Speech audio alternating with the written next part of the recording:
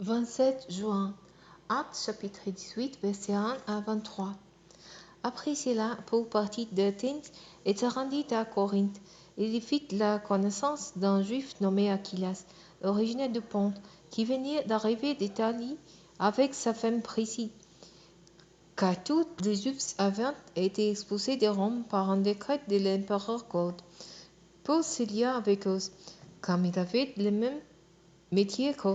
Il fabriquait des toiles de tentes. Il logea chez eux et ils travaillèrent ensemble. Chaque sabbat, Paul prenait la parole dans la synagogue et cherchait à convaincre les Juifs et les Grecs.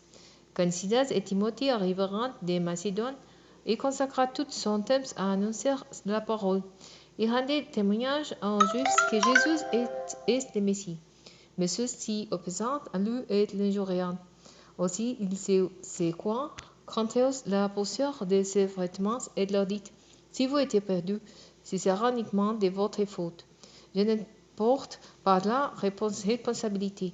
À partir de maintenant, j'irai vers les non-juifs.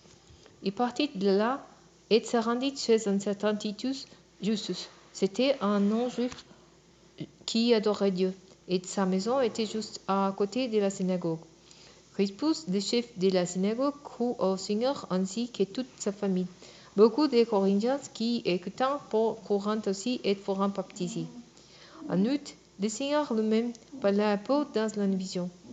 N'ayez pas peur, lui dit-il, parlez et n'hésitez pas. Je suis avec toi.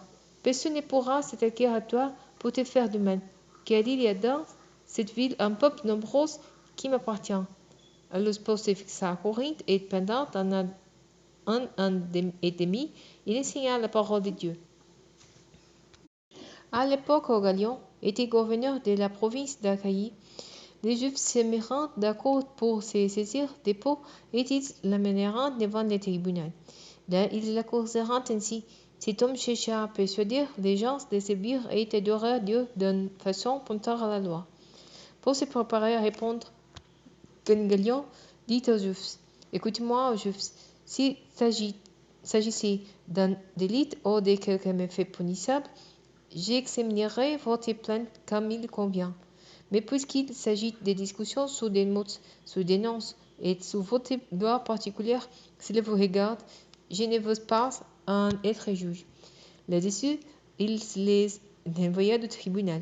Alors la foule s'en prit à soutenir le chef de la synagogue, et le roi des coupes devant le tribunal, sans les Galion s'en mit en peine.